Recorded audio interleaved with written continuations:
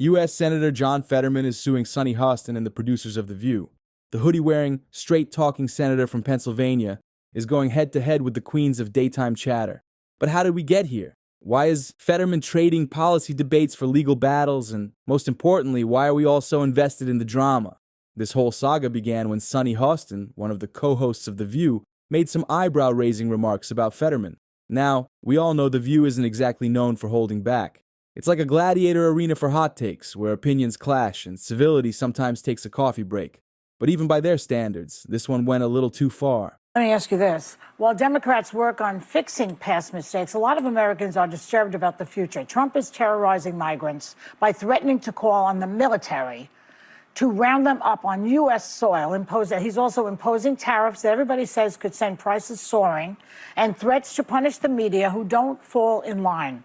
Of all of that, Senator, what worries you the most? Well, I mean, nothing really worries me, because right now nothing has really happened yet. I mean, Trump now is 6 weeks out before he's even going to be inaugurated. But America signed up for this. It's undeniable. He won the popular vote, and he ran the table, including my state as well, too. This is what America decided. So this is definitely going to go in a direction that a lot of Democrats aren't going to agree with that, but I'm going to be a part of that conversation. And there's going to be plenty of people that are going to freak out, or they're going to have these. But before we get started with this whole drama, make sure you like and subscribe to the channel so you don't miss out on the latest news surrounding Hollywood. Here's the context. Fetterman recently visited Mar-a-Lago, Donald Trump's Florida estate. And no, he wasn't there for golf tips or a taste of the Mar-a-Lago cheeseburgers. Fetterman, a Democrat, was trying to build bridges in an era where political divisions feel as deep as the Grand Canyon. But Hostin, she wasn't buying it. She questioned Fetterman's motives, implying that his trip was less about bipartisan progress and more about cozying up to the opposition. It wasn't just criticism, it felt personal. Hostin essentially painted Fetterman as someone who traded his democratic principles for a seat at the Trump table. I'm open to many of the nominees. I thought that's been part of the ongoing dialogue, that I've been happy to meet with all of them, and I think I've met with virtually all of them. And I've been watching the hearings, and now that's an ongoing dialogue. So nothing really has changed. Now imagine being Fetterman. You're out there trying to revive the dying art of bipartisan dialogue, and suddenly a talk show host accuses you of fraternizing with the enemy. That's not just frustrating, it's potentially career damaging, and Fetterman, he wasn't about to let it slide. Let's talk about Mar-a-Lago for a second. In today's political climate, that place is less a location and more a symbol. For Trump supporters, it's a shrine. For his critics, it's the Death Star. So when Fetterman decided to step foot in Trump's Florida fortress, he had to know he was walking into a minefield. But here's the thing, Fetterman isn't your typical Democrat. He's a guy who's built his career on authenticity, pragmatism, and a refusal to play by the usual rules. Whether it's his hoodie-over-suit aesthetic or his willingness to call out his own party when he disagrees, Fetterman has always been a bit of a political maverick. His trip to Mar-a-Lago wasn't about aligning with Trump. It was about trying to find common ground on issues that matter to Pennsylvanians. Still, the optics were tricky. In an age where crossing the aisle often looks like betrayal, Fetterman's visit was bound to spark controversy. But what he probably didn't expect was for that controversy to spiral into a full-blown lawsuit. When Sunny Hostin made her comments, Fetterman didn't just shrug it off. He could have. Politicians get criticized on TV all the time. It's practically a rite of passage. But Fetterman saw this as more than just a personal attack. He believed Hostin's remarks were misleading, harmful, and emblematic of a larger problem in today's media landscape. That you will also have plans to work with the administration as to how to remedy a lot of the death and destruction that happened in Gaza as well. I know you've spoken about that.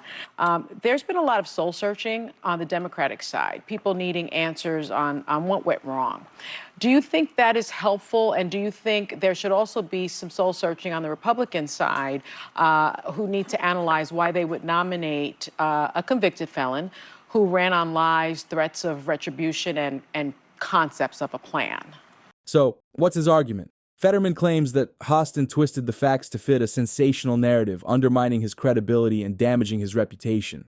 And he's not wrong to be concerned. In an era where headlines travel faster than the speed of light, a single comment can shape public perception in powerful ways. But this isn't just about Fetterman's feelings being hurt, it's about the principle.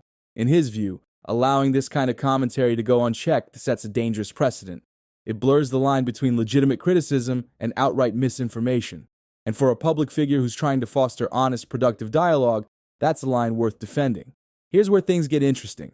This lawsuit isn't just about one senator and one talk show host. It's a microcosm of the larger tension between politics and media. Think about it. We live in a world where political discourse is increasingly shaped by sound bites, memes, and hot takes. Complex issues get boiled down to clickbait headlines, and the line between entertainment and journalism gets blurrier by the day. Fetterman's lawsuit forces us to ask some tough questions. What responsibility do media personalities have to ensure their commentary is fair and accurate? At what point does criticism cross over into defamation? And how do we navigate the fine line between freedom of speech and accountability?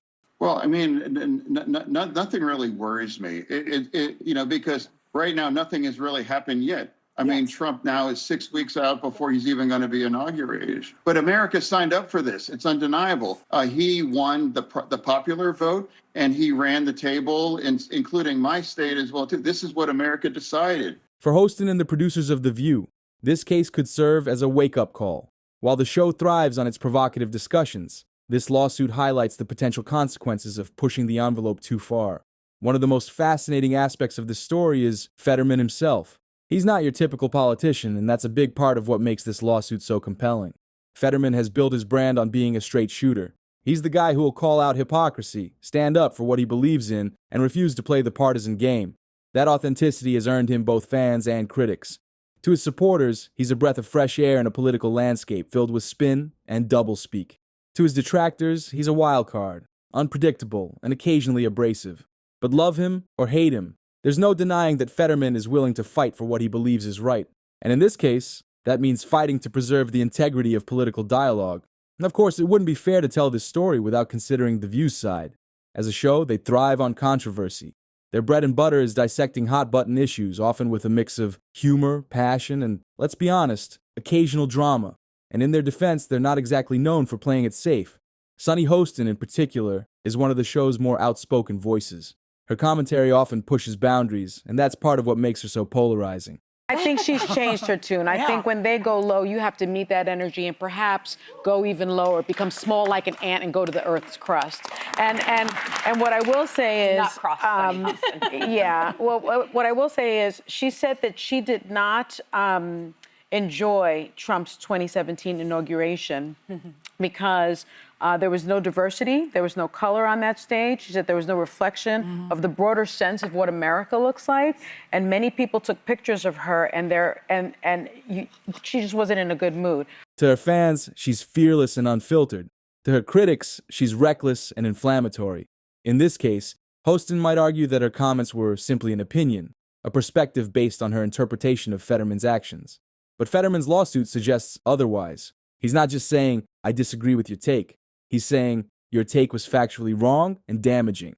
At its core, this lawsuit taps into a larger cultural moment. We're living in an era where trust in institutions, whether it's government, media, or even science, is at an all-time low. People are skeptical, cynical, and quick to assume the worst. And in that context, the way we talk about politics matters more than ever. Fetterman's visit to Mar-a-Lago was a bold move. It was an attempt to bridge the divide in a country that often feels irreparably fractured. But the reaction to that visit, and the subsequent fallout, highlights just how hard it is to navigate today's political landscape. On one hand, you've got people who see any attempt at bipartisanship as a betrayal. On the other hand, you've got people who are so entrenched in their own views that they can't even entertain the idea of compromise. And in the middle of it all, you've got Fetterman, trying to walk a tightrope over a pit of partisan quicksand. So, where do we go from here? The lawsuit is still in its early stages, and it's hard to predict how it will play out. Will it end in a settlement? Will it go to trial? Will it spark a larger conversation about media accountability? Only time will tell. But one thing's for sure, this story isn't just about Fetterman and Hostin, it's about all of us. It's about how we consume media, how we engage with politics, and how we navigate the increasingly blurry line between opinion and fact. At the end of the day, Fetterman's lawsuit is more than just legal drama. It's a reminder of the stakes in today's political and media landscape. It challenges us to think critically about the narratives we buy into and the impact those narratives have on public discourse. So, what do you think? Is Fetterman a hero for standing up against what he sees as harmful rhetoric? Or is this just another example of political theater? Whatever your take, one thing's clear. This story is far from over. And in the meantime, we'll all be watching. If you guys liked today's video, make sure you like and subscribe to the channel. And I'll see you guys in the next one. Peace.